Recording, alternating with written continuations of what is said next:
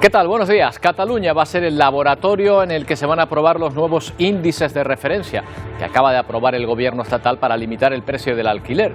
Ninguna otra comunidad autónoma ha querido aplicar este sistema que interviene en los precios, marcando unos máximos en los nuevos contratos e impidiendo que los propietarios de los grandes tenedores puedan poner el precio que consideren. Habrá que ver ahora si el sistema consigue abaratar los precios en las zonas tensionadas sin que, y aquí viene lo difícil, se disminuya la oferta de vivienda en alquiler.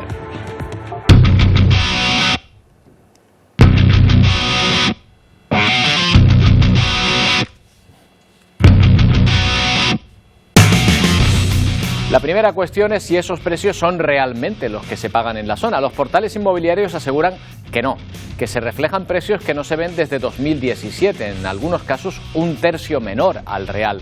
En los nuevos contratos no se podrá superar esos precios de referencia, los ya firmados, el alza no podrá superar el 3%. Una intervención en toda regla que los expertos vaticinan ineficaz. Es el momento de comprobarlo. Por el momento solo en Cataluña, aunque País Vasco, Navarra y Asturias podrían solicitarlo también más adelante. El problema de la vivienda es uno de los que más preocupa a la población, con unos precios que siguen al alza, tanto en venta como en alquiler. También en Canarias, varias administraciones alertan sobre el encarecimiento del precio de la vivienda. Actualizar el diagnóstico con los municipios acerca de la disponibilidad, acerca de los precios que ahora mismo tienen de alquiler en sus municipios, de actualizar ese diagnóstico, y estudiaremos la norma que ha sido publicada también. Hay zonas muy tensionadas donde las personas no pueden pagar un alquiler. No pueden pagarlo. Hay que tener en cuenta que en los últimos 4 años se ha duplicado el alquiler. Bueno, pues vamos a hablar sobre este asunto y sobre la posibilidad de que efectivamente, o la eficacia de esa norma que entra en vigor hoy, extendiendo la ley de vivienda que se aprobó hace casi un año. Bueno, vamos a hablar con Joana Rodríguez, es portavoz del Sindicato de Inquilinas de Cataluña. Joana, ¿qué tal? Buenos días. Hola, buenos días. Un saludo a todos los canarios. Un saludo, muchas gracias por atendernos. Bueno, ¿creen que este sistema va a funcionar allí en su comunidad autónoma? Por supuesto que va a significar al menos un pequeño alivio de la angustia que estamos padeciendo todas las inquilinas en Cataluña. Me gustaría remarcar que no es la primera vez que existe una regulación de precios de alquiler en Cataluña. En Cataluña ya tuvimos durante 1 año y medio una regulación catalana que fue después tumbada por el Tribunal Constitucional, porque parece ser que Cataluña no puede regular en materia de precios o de duración de los contratos, y por tanto pues el Tribunal Constitucional tumbó esta ley. Pero durante el año y medio de duración o de vigencia que tuvo, los alquileres en Cataluña, en las zonas que se declararon tensionadas, bajaron un 6%, a pesar de que solamente duró 1 año y medio. Y contrariamente al mantra que algunos enarbolan, diciendo que cualquier regulación de los alquileres significará un bajón de la demanda, bueno, pues en Cataluña eso no se produjo. Al contrario, se firmaron más contratos en las zonas tensionadas que en las zonas no tensionadas. Es decir, que la oferta no cayó y los alquileres bajaron un 6%. ¿Por qué? Dime. ¿Y por qué funcionó? Si en otros lugares donde se ha aplicado no ha funcionado, se habla de las comparativas con otros países europeos donde al final no han podido llevarlo a cabo o no ha funcionado tal y como se pensaba. ¿O eso también es un mantra, Joana? Efectivamente, es otro mantra. A ver, hay experiencias exitosas en otros países donde la regulación ha funcionado. Evidentemente hay intereses que manejan las cifras de otra manera. Nosotros siempre hemos funcionado con cifras oficiales, es decir, que los datos que estamos dando son datos que proporcionó el Incasòl, el Institut Català del Sòl, que son los que recogen las fianzas que se depositan cuando tú firmas un contrato de alquiler, es decir, que ahí no hay trampa ni cartón. Los precios que se depositan en las fianzas son el mismo que se está cobrando en el alquiler y evidentemente el Incasòl puede establecer comparativas de qué es lo que pasa antes de la regulación catalana de hace ya un par de años y esta. O sea que las cifras oficiales son las que son. Y ¿No temen, Joana, que estas medidas retraigan bueno, en este caso están dirigidas a empresas tenedoras, pero también quizá a pequeños propietarios que se decidan por no poner su vivienda en alquiler? ¿No creen que este tipo de medidas puede provocar eso? A ver, el interés de cualquier pequeño propietario es tener un inquilino que le pague, que le cuide el piso y que no le dé problemas. Con lo cual, yo diría que pueden haber habido propietarios pequeños tenedores que se hayan subido al carro de la especulación de precios. Evidentemente eso ha sido así.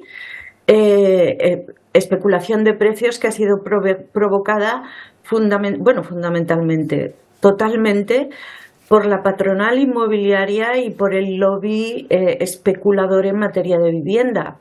Es decir, que sí, habrán pequeños propietarios que se habrán subido al carro, pero también han habido otros que se han mantenido firmes en mantener un precio del alquiler razonable, con los aumentos de IPC que puedan tocar cada año, pero que no han pretendido especular con la vivienda, cosa que sí que están haciendo tanto la patronal inmobiliaria como los lobbies de grandes fondos, fondos inmobiliarios, bancos, que lo que les interesa es que el precio del alquiler suba geométricamente. Evidentemente ellos no están interesados en que la regulación se establezca y que funcione. Pues Joana, veremos efectivamente qué es lo que ocurre. Un poco, Cataluña va a ser un poco el laboratorio de pruebas de esta normativa. Es la única comunidad autónoma que por ahora la va a aplicar. Y hablaremos dentro de un tiempo. Ojalá haya funcionado y tengamos buenas noticias. De momento la buena noticia es que donde se ha aplicado, que es en Cataluña, y animo a otras comunidades a que presionen los vecinos, las vecinas, que presionen a sus instituciones para que se declaren zona tensionada donde corresponda, porque de momento la buena noticia es que esto significará que cualquier nuevo contrato que se firme a partir de hoy está prohibido que suba el precio del alquiler respecto al contrato anterior. Y eso sirve tanto si me renuevan o me hacen un nuevo contrato a mí, que soy la inquilina que ya llevo un tiempo viviendo y que se me ha acabado el contrato, como para un nuevo inquilino que pase a ocupar mi vivienda porque yo me voy. Joana. Y en el caso de que mi propietario sea un gran tenedor, tendrán que bajar hasta el nivel del índice. Joana, muchas gracias por habernos atendido. Buenos días. Gracias a vosotros. Un saludo. Bueno, una de las noticias del día, esta que hoy entra en vigor. Nos vamos fuera. En Rusia está todo listo para que Vladimir Putin lleve a cabo su paseo triunfal por las urnas. Con sus verdaderos opositores en la cárcel, Putin se enfrenta a 3 candidatos que solo sirven para que él salga favorecido en la comparativa. Si la salud de una democracia se mide por la alternancia en el poder, en Rusia eso hace tiempo que no se estila. Putin lleva en el poder desde 1999 y allí se va a mantener tras la votación de los 112 millones de rusos que están llamados a las urnas. Desde primera hora de la mañana se abren los colegios electorales. Los principales generales de Rusia, inmersos en la guerra contra Ucrania, ya han acudido, por ejemplo, a votar. También lo han hecho civiles en las zonas ocupadas por Rusia, zonas ucranianas ocupadas, obligados a votar. Una novedad en estas elecciones en periodo de guerra. Vladimir Putin se da un baño de masas en los días previos al comienzo de las elecciones. El líder ruso se muestra más accesible que nunca, tanto que hasta permite que lo besen. Vuelve otra vez, le dice esta mujer mientras él se aleja. Las votaciones por primera vez en la historia durarán 3 días, comienzan este viernes y se prolongarán hasta el domingo. No es la única novedad, se podrá realizar campaña hasta el último minuto, suprimiendo el día de reflexión. Y por primera vez desde 2008, 4 candidatos compiten por la presidencia: el actual presidente Vladimir Putin, Leonid Slutsky, Vladislav Danakov y Nikolai Kharitonov. Estos 3 con pocas posibilidades de ganar porque todas las encuestas dan al actual presidente una victoria aplastante. Otra novedad es que los territorios ocupados por Rusia en Ucrania ya han comenzado a votar. Hemos impreso más de 300.000 papeletas para la ciudad de Sebastopol, dice la secretaria de la Comisión Electoral. También han votado los habitantes de las zonas periféricas del país. Es el día más importante para nosotros. Hoy decidimos el destino de Rusia, dice este pastor. Y será la primera vez que 5 millones de rusos voten de manera electrónica. Es importante subrayar que quienes participan en la vigilancia se enfrentan ahora a amenazas y provocaciones como lo han hecho durante tantos años. Los ataques informáticos están en marcha, apunta el supervisor de la votación pública. En caso de que en la primera vuelta ningún candidato reciba más de la mitad de los votos, se llevará a cabo una segunda votación que se celebraría el 7 de abril. Se prevé que el ganador de estos comicios tome posesión el 7 de mayo. Y en pleno proceso electoral sigue la guerra en Ucrania. Moscú ha destruido depósitos de armas en territorio ucraniano y Kiev afirma haber atacado la ciudad rusa de Belgorod. 2 personas habrían muerto y al menos otras 3 han resultado heridas por los bombardeos en esa localidad. La capital ucraniana también ha registrado ataques con drones rusos. Ojo que el presidente francés Emmanuel Macron insiste en que Europa debe prepararse para una guerra. No es la única guerra en curso. En Gaza 20 personas habrían muerto y 150 habrían resultado heridas mientras esperaban el reparto de ayuda humanitaria, según fuentes palestinas, porque el ejército de Israel niega este nuevo ataque contra la población civil, poco después de que Netanyahu confirmara que ha recibido una nueva propuesta de Hamás para negociar una tregua. Dice el primer ministro que las propuestas son poco realistas y que por eso las rechazan. Las conversaciones por el momento siguen estancadas.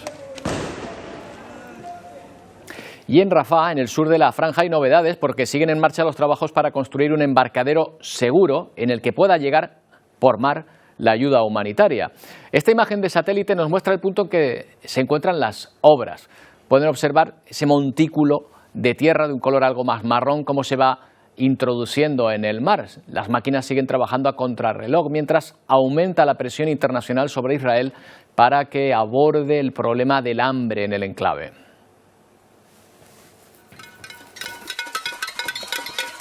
A golpe de olla y sartén, este grupo de menores ha decidido tomar las calles de la ciudad de Gaza para protestar por la escasez de alimentos. Estamos aquí para decirle al mundo que tenemos hambre, queremos comida, queremos harina, queremos lo más básico para poder sobrevivir, reivindica Nada, porque para el millón de niños y niñas desplazados alimentarse es cuestión de vida o muerte. El 90% de la población está en riesgo de desnutrición. Mientras, al otro lado de la frontera, se amontonan toneladas de alimentos que entran a cuentagotas. Todos los días preparamos 35 ollas, pero no son suficientes, ni siquiera 70 valdrían para mitigar el hambre, relata este voluntario mientras reparte comida en Rafah. Hoy se espera que llegue a la franja el Open Arms. El buque lleva 200 toneladas de ayuda de la ONG del chef español José Andrés. Su organización está preparando un segundo envío con 300 toneladas de alimentos y medicinas. El objetivo es crear un corredor marítimo seguro para la entrada de ayuda en Gaza. Israel niega haber obstruido la entrega de ayuda a Gaza y ha culpado de los retrasos a Hamás. La milicia lo niega y dice que Israel utiliza el hambre como arma en su ofensiva militar. Bueno, esto que estamos viendo es un localizador de barcos, se los estamos ofreciendo en directo. Esta es la zona del Mediterráneo, donde nos muestra cada buque en tiempo real. Ve que hay muchísimos barcos en esa zona. ¿Por qué se lo estamos mostrando? Bueno, porque en esa maraña de buques hay uno que se está acercando precisamente a la zona de Gaza, de la franja de Gaza. Un barco de Open Arms que está ya desde hace tiempo frente a esa costa, a la espera de poder arribar a este lugar, a esta zona con tanta necesidad. A ver para qué, a ver qué puede hacer Open Arms, esta ONG, por esas personas. Se lo vamos a preguntar a Laura Lanusa, es portavoz de Proactiva Open Arms. ¿Qué tal, Laura? Buenos días. Hola, muy buenos días, ¿qué tal? Bueno, cuéntenos cuál es la misión de este barco que ya está en la costa de Gaza. Bueno, este barco, como bien decías, transporta 200 toneladas de comida, fundamentalmente harina, arroz y alimentos enlatados como atún o vegetales. Y es una misión conjunta entre World Central Kitchen, la ONG de José Andrés y nosotros, para hacer llegar esta comida a la Franja de Gaza para que después sea distribuida en las cocinas de José Andrés que tiene allí y que se pueda llegar a la población civil que, como también decíais, está viviendo una situación muy extrema. Bueno, veíamos hace un momento un puerto que se está improvisando en la costa de Gaza. ¿Es allí donde espera llegar el barco o pretende desembarcar esta ayuda de otra manera? Cuéntenos. A ver, el reto de desembarcar era una de las grandes dificultades de esta misión, precisamente porque la ciudad de Gaza, el puerto de la ciudad de Gaza, fue destruido hace mucho tiempo y no existe ningún otro punto de desembarco donde se pudiera hacer. Por esta razón, parte de este proyecto técnico que creamos conjuntamente con World Central Kitchen llevaba también la necesidad de crear un espigón, de construir un espigón que se ha construido en estos últimos días, que está ultimando. Y será desde ahí, desde ese espigón en la playa, desde donde se descargará todas las toneladas de ayuda desde la plataforma flotante, que es donde va la comida que remolca el Open Arms. ¿Han tenido problemas con Israel para poder trasladar esa ayuda hasta ese punto? Cuando comenzamos a trabajar en este proyecto, en esta misión, hace poco más de 3 semanas, había 2 retos fundamentales. Uno era el logístico y operativo que os comentaba y, por otra parte, evidentemente, era la parte más diplomática. Estando en Chipre, ya hablamos con el gobierno de Chipre, con la Embajada de Palestina y, por supuesto, con el COAT de Israel, que es al final quien dio luz verde a esta operación y con quienes se ha podido coordinar para hacer llegar esta ayuda con garantías y con seguridad. Toda la carga fue inspeccionada, fue escaneada para asegurarse que no hubiera nada más que no fuera la comida. Y bueno, sabemos que estamos entrando en una zona en guerra con los peligros que eso lleva, pero hay todos unos protocolos de seguridad que se están cumpliendo y que bueno, todo va según lo previsto. Laura, quizá el suyo sea el primero de muchos, porque la entrada por carretera ya sabemos que es muy difícil, o por lo menos no es suficiente, desde luego, de este material. ¿Esperan ustedes abrir un nuevo corredor de ayuda que acabe con esas necesidades tan importantes que ahora mismo está teniendo el pueblo palestino ahí en Gaza? Sí, ojalá. De hecho, al final nuestro barco es una señal, es una gota en el océano en medio de esta crisis humanitaria tan importante, pero al final es una demostración práctica de que se puede romper este bloqueo marítimo. No hay que olvidar que hace más de una década que Israel impuso un bloqueo naval sobre las costas de Gaza y ningún barco con ayuda humanitaria ha entrado desde entonces. El Open Arms es el primero que va a romper este bloqueo naval y va a abrir este corredor marítimo.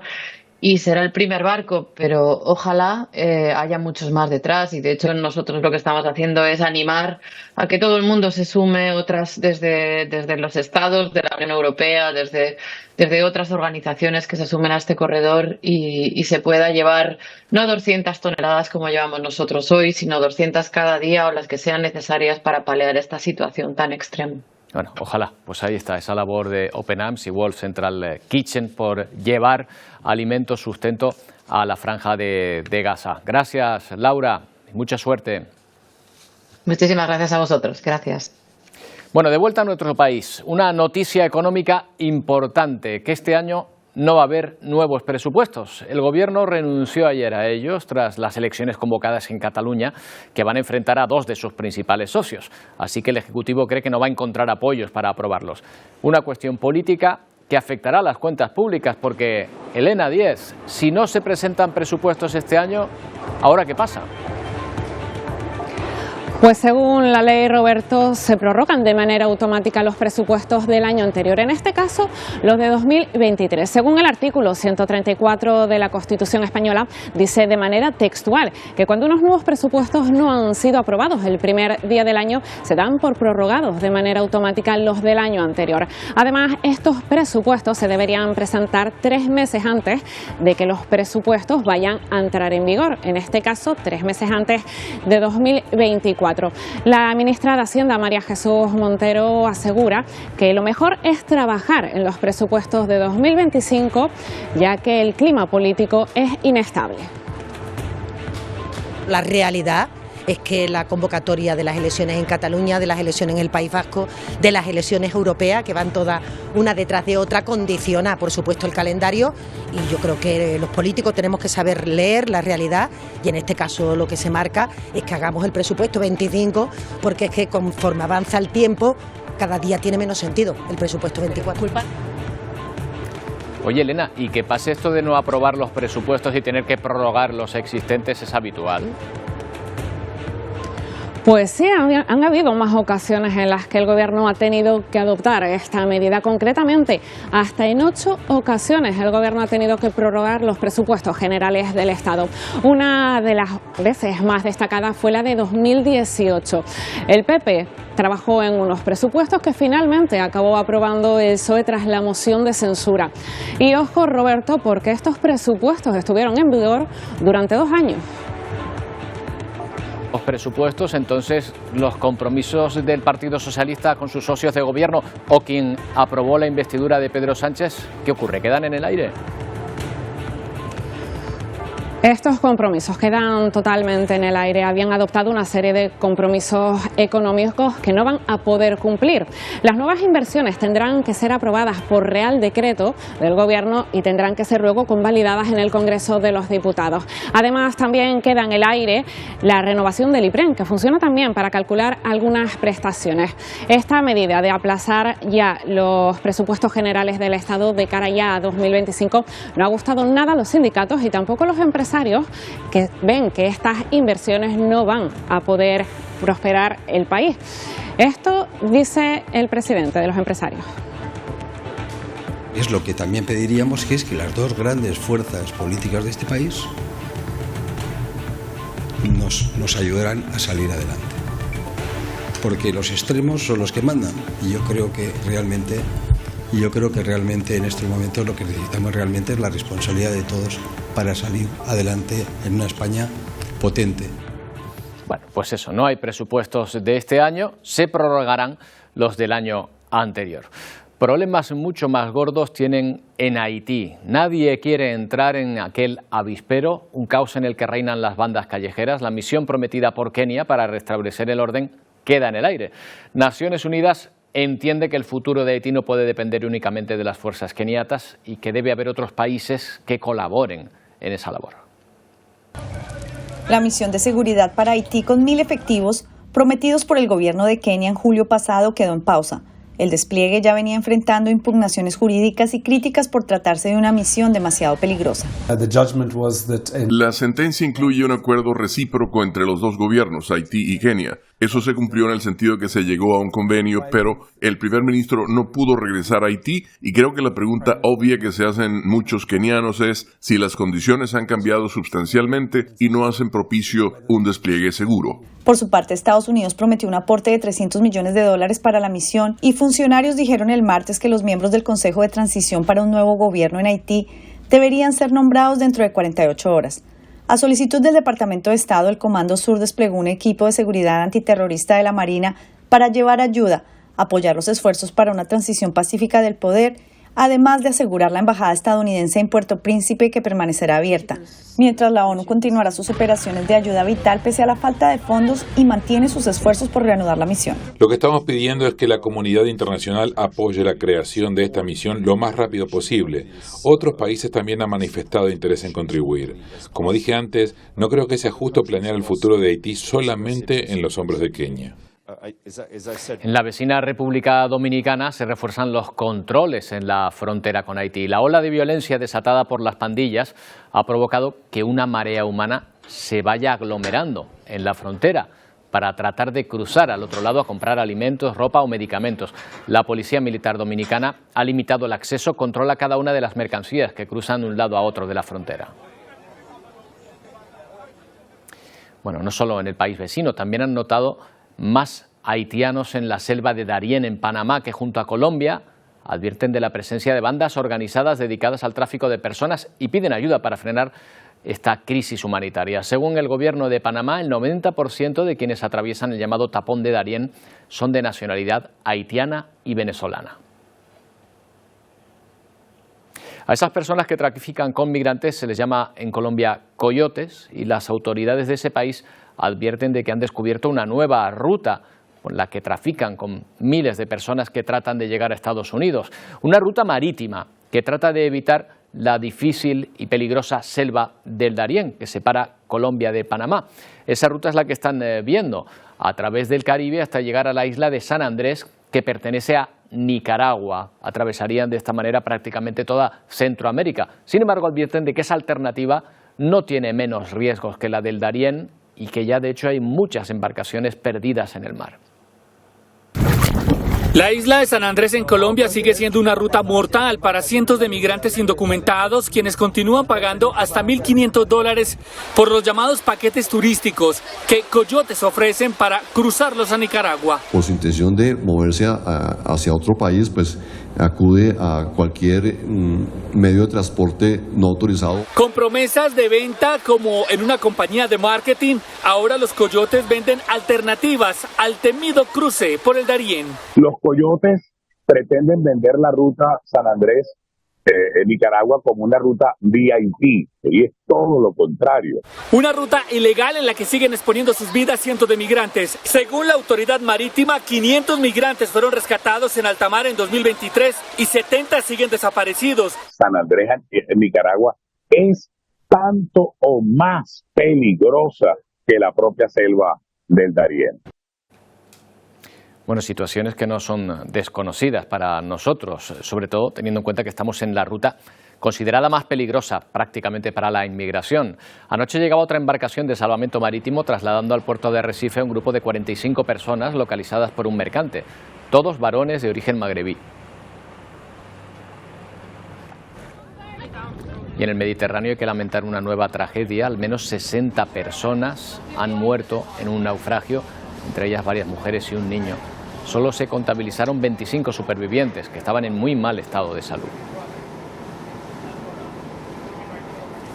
En el continente africano, un grupo armado ha asaltado un hotel en la capital de Somalia.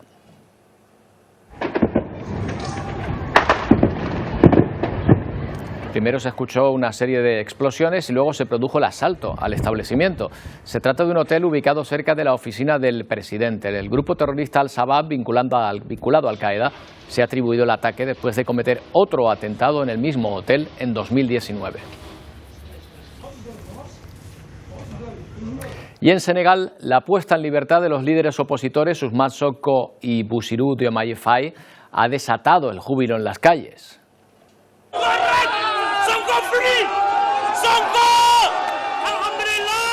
Bueno, este simpatizante clamaba por Sonko libre, decía, a golpe de bocina, con bengalas, miles de personas celebraron en Dakar, en la capital, la excarcelación de Sonko y Faye después de que el Parlamento aprobara una ley de amnistía el pasado 6 de marzo.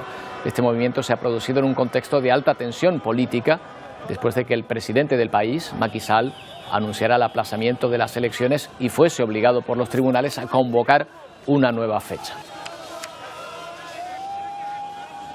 Vamos a hablar con Pepe Naranjo, que se encuentra allí en Senegal precisamente. ¿Qué tal, Pepe? Buenos días. Hola, buenos días. ¿Qué tal?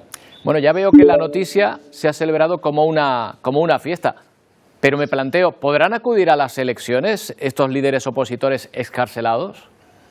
Bueno, Ousmane Sonko está claro que no. Él está excluido de la carrera presidencial por las 2 condenas que pesan contra él, pero Bassirou Diomaye Faye, que es su lugarteniente, su hombre, su número 2, la persona que le ha acompañado durante muchos años en la creación del partido político y en toda este camino que han recorrido juntos hacia una enorme popularidad, Basiru Diomaye Faye sí que es candidato, y además es un candidato con serias posibilidades de alzarse con la victoria, vista la popularidad enorme de estos dos hombres que se han convertido en la alternativa más firme, más sólida frente al poder de Macky Sall de los últimos 12 años. Las elecciones se celebran el próximo domingo 24 de marzo y serán las urnas las que tengan la última palabra.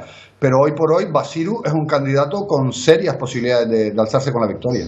Oye, Pepe, el gobierno de Macky Sall ha cambiado su estrategia 180 grados. Había suspendido las elecciones, las ha adelantado, estaban los opositores en la cárcel, los ha dejado salir. ¿Por qué? Bueno, es evidente, por un lado, que la presión popular ejercida a través de estas protestas que llevan años en Senegal y que se han intensificado en las últimas semanas tras el aplazamiento electoral han jugado un rol muy importante. Yo creo que sin esas protestas callejeras la situación hoy sería radicalmente diferente. Luego la comunidad internacional también ha presionado a Macky Sall y a su gobierno para que se celebraran las elecciones lo antes posible. Yo creo que esos dos factores han sido clave y por último hemos visto que el Tribunal Constitucional se ha pronunciado en repetidas ocasiones en contra de los decretos del presidente. Yo creo que eso habla de que en Senegal, afortunadamente, sigue funcionando la separación de poderes, aunque a veces es verdad que no es una democracia perfecta y es verdad que hay injerencias del Poder Ejecutivo en ocasiones sobre los otros dos poderes, pero en esta ocasión hemos visto como el Constitucional se ha mantenido firme y ha dicho no, las elecciones se tienen que celebrar y se tienen que celebrar antes del 2 de abril. No, desde luego, comparándolo con el entorno, es una de las democracias más estables, por eso llama tanto la atención lo ocurrido allí. ¿Servirá esta liberación de la oposición para terminar con las protestas y llevar a cabo una campaña electoral normal? ¿En paz? Ya desde hace una semana se viene celebrando una campaña electoral con todas las de la ley, con los candidatos haciendo campaña por las calles. Las protestas han acabado, lo que querían los senegaleses y las senegalesas era ir a las urnas, era votar. Lo que ha ocurrido ayer, esa explosión de alegría y de júbilo por la liberación de Sonko y de Diomaye, que es candidato, digamos que viene a devolver la normalidad a estas elecciones, porque uno de los candidatos favoritos, Basiru Diomaye Faye, estaba en la cárcel y eso desde luego era una anomalía. Hay que decir también que sobre el proceso aún pesa una última amenaza y es que el Partido Democrático Senegalés de Karim Wade presentó un recurso para anular el proceso porque su candidato quedó excluido. Hoy podría haber una resolución del Supremo. Pensamos todos que no se va a alterar el proceso de nuevo, que el Supremo no va a ir contra el Constitucional, todo es posible. En Senegal hemos visto cosas muy extrañas en las últimas semanas, pero ahora estamos en unas elecciones normales en las que todos los candidatos se están batiendo el cobre en la calle, ya con Diomaye Faye en la calle. Bueno, pues veremos qué influencia tiene la liberación de estos líderes opositores en esas elecciones que ojalá sigan celebrando, sigan discurriendo con normalidad. Pepe, gracias, un abrazo. Gracias a ti, un abrazo. Bueno, vamos a continuar. En Estados Unidos, una jueza de aquel país se niega a desestimar los cargos que pesan sobre Donald Trump por ocultar documentos confidenciales tras su paso por la Casa Blanca. El fallo rechaza el recurso presentado por el expresidente y mantiene 32 cargos penales que están relacionados con la retención voluntaria de información de la Defensa Nacional y conspiración para obstruir a la justicia. Este es solo uno de los 4 casos penales que todavía pesan sobre Donald Trump. Enseguida, por cierto, vamos hasta ese país para tratar 2 temas que están generando debate en Estados Unidos. Uno de ellos pasa por el gigante de la aviación Boeing y otro por otro gigante empresarial, TikTok. Enseguida se lo contamos.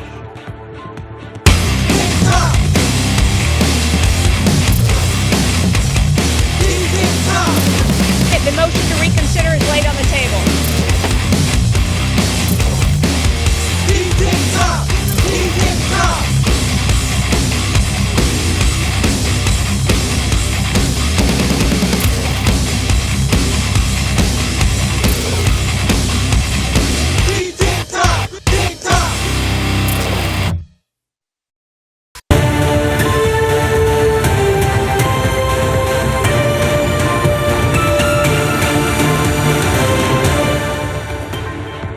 A lo mejor la tiene usted en su móvil. TikTok es una de las aplicaciones preferidas por los jóvenes. Aquí y también en Estados Unidos, pero pertenece a una empresa china que, según el gobierno estadounidense, puede estar trasladando sus datos biométricos a las autoridades chinas. Así que le han dado 6 meses para que venda la aplicación o la cierre. Vamos hasta Estados Unidos. En Atlanta está María Rosman. ¿Qué tal, María? Buenos días. Muy buenos días. María, para el gobierno entonces TikTok es un peligro nacional. Así es, efectivamente. De hecho, la votación en la Cámara de Diputados abrumadoramente fue a favor de prohibir la aplicación en Estados Unidos, a menos que, como decías anteriormente, Roberto, esa aplicación deje de estar en manos de una subsidiaria que es ByteDance, que en estos momentos pues responde al gobierno chino por ese temor a que realmente los datos de los usuarios estén siendo o puedan ser en un momento determinado, bajo una orden del gobierno chino, entregados al gobierno chino. Entonces aquí realmente existe, igual que puede existir en cualquier parte del mundo, una gran cantidad de usuarios que realmente están en contra de esta propuesta, que todavía tiene un largo camino porque tiene que ir al Senado y ahí las cosas no están tan claras. Quieren hacer una investigación un poquito más exhaustiva, hablar con diferentes comités para ver si realmente pues tiene caso el hecho de prohibir la aplicación. Pero en general, desde el punto de vista político en Estados Unidos, se entiende que China es una potencia rival en muchos aspectos y no quieren tener que en algún momento decir nosotros permitimos que los datos de los usuarios pasarán a manos del gobierno chino. Esto es una medida claramente intervencionista que obligaría a la compañía o a cerrar o a vender. ¿Han surgido compradores?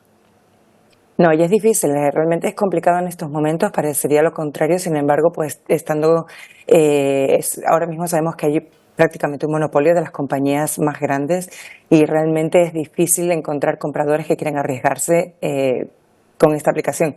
Y también es muy difícil que el gobierno chino quiera soltarla.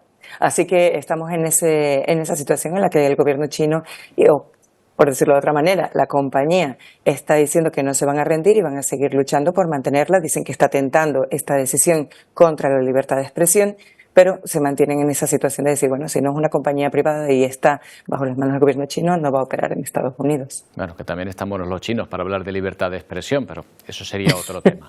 Oye, hay otra empresa que es noticia allí en Estados Unidos, Boeing, que está siendo investigada por graves fallos en los sistemas de oxígeno de sus aparatos. Esto podría llevar a la compañía a pérdidas millonarias, pero vaya, miren por dónde el principal testigo, el gerente de calidad de la compañía durante 30 años, ha sido hallado muerto. María, ¿cómo se ha tomado esta muerte en los medios americanos? ¿Como una simple casualidad? Realmente hay sospechas al respecto, la gente está preocupada. Como decía, no solamente por una cuestión de fallas de calidad del aire. Este mismo lunes uno de los aviones Boeing tuvo que aterrizar, iba de camino a Los Ángeles porque se le cayó una rueda. Hemos visto lo que pasó en enero con esta puerta que le faltaban algunos de los tornillos y no estaba bien asegurada. Hemos visto algunos problemas que esta persona, como tú decías, John Barnett, que trabajaba para la compañía, había estado colaborando. Él fue el whistleblower que dicen aquí, es decir, la persona que de alguna manera pues abrió la boca y empezó a decir que algo estaba pasando con la compañía, estaba colaborando con la justicia en Estados Unidos, le dijo a su familia, voy a aparecer muerto, no es un suicidio. El día que tenía que testificar, este señor apareció muerto dentro de su coche con un tiro y una nota diciendo que se había suicidado. Entonces realmente para muchas personas esto es sospechoso, no hay estará bajo investigación, no hay manera de decir qué fue lo que pasó en estos momentos, pero sí que realmente las circunstancias son extrañas, sobre todo cuando él había alertado a su familia de que esto iba a pasar. Se ha buscado enemigos muy poderosos y a veces, Roberto, la realidad puede muy bien superar a la ficción. Es verdad, es verdad. Oye, ¿y esto ha tenido alguna repercusión para la compañía aérea? Pues, no sé, en sus acciones, en su cotización, en su reputación. Definitivamente lo que son los stocks, o sea, las acciones han bajado. Sin embargo, Dave Calhoun, que fue la persona que pusieron a cargo, que es más un contable que un ingeniero, y ese es uno de los problemas que la gente está diciendo aquí. Una compañía con la reputación que tenía Boeing durante algunos cambios que se hicieron en 1997 pasó a más manos de contables que de ingenieros y ha pasado todo esto para reducir gastos. Sin embargo, Dave Calhoun, el CEO de esta compañía, por ejemplo, te puedo decir que en 2022 ganó $22,5 millones como compensación. Todavía no sabemos, porque lo dirán en abril, cuánto recibió en este año, en 2023. pero para una compañía que está perdiendo dinero y que están buscando reducir, realmente parece que lo que es la cúpula no se está ajustando a estos recortes. Bueno, la historia nos suena en todo caso. María, muchas gracias por atendernos. Feliz fin de semana. Feliz fin de semana para todos. Gracias a ustedes. Bueno, pues en ese país anoche una invasión en pista interrumpió un partido de tenis, el de Carlos Alcaraz en el Indian Wells, en California. Pero no hablamos de una invasión de aficionados, sino de abejas. El español iba a iniciar el saque, cuando empezaron a volar a su alrededor. Al momento todo un enjambre se hizo con la pista, ya ven que incluso con las cámaras de televisión. Así que el árbitro tuvo que declarar una invasión de abejas y suspender el partido en el que se jugaban los cuartos de final. Al final ni las abejas ni el alemán Zverev pudieron con el jugador español.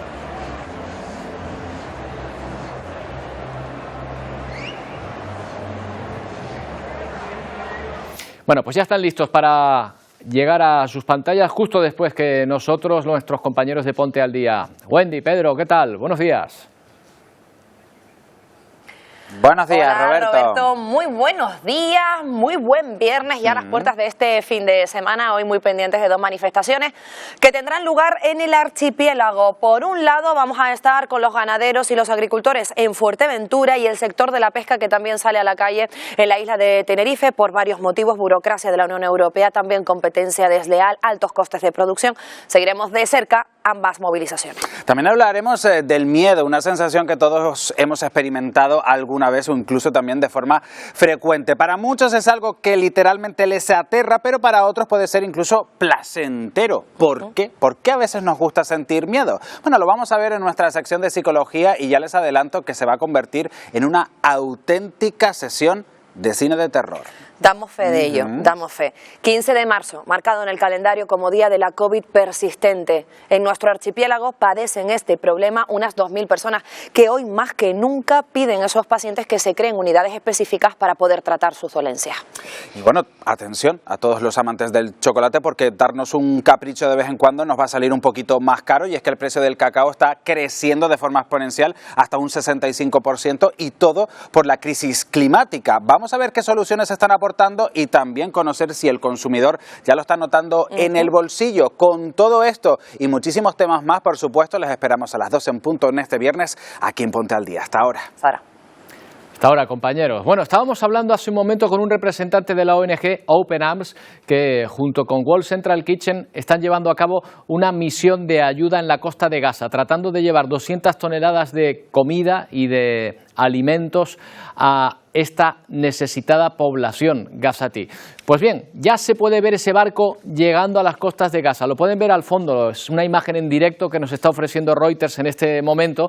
Nos decía la representante de la ONG que el barco estaba ya en la zona de la costa y que está esperando que se habilite un espigón, un puerto improvisado para que se puedan descargar esas 200 toneladas de alimentos, esas 200 toneladas de ayuda que son absolutamente necesarias. Ahí lo ven, el barco a la izquierda es ese buque que están viendo y que podría estar preparándose para desembarcar toda esa mercancía de un momento a otro. Sería una buena noticia para esta zona tan castigada por la guerra. Bueno, otra noticia que acabamos de leer, la península se prepara para una especie de ola de calor. No será una ola, ya me corregirá Emilia, pero vaya que van a llegar las temperaturas a los 30 grados en pleno mes de marzo. Emilia, por aquí también vamos a notar que suben las temperaturas. ¿Qué tal? Buenos días, Roberto. Sí, lo vamos a notar y sobre todo lo notaremos este fin de semana. El previo a Semana Santa vamos a notar un ascenso térmico importante.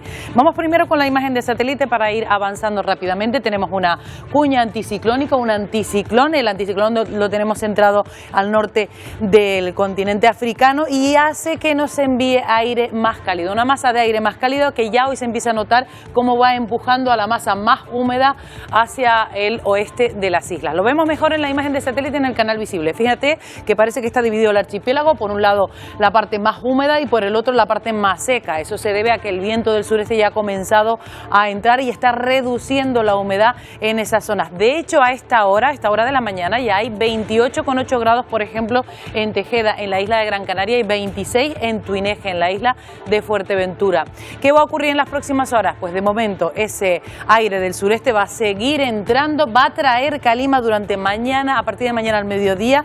Ese viento del sureste se va a mantener también el domingo, y el domingo gira componente sur en medianías y en cumbre sobre todo, para luego de cara al domingo comenzar a entrar el norte, pero esto será en las costas. De momento parece que sí se va a producir ese pico de temperatura que luego ya de cara al domingo tiende a atenuarse, a bajar.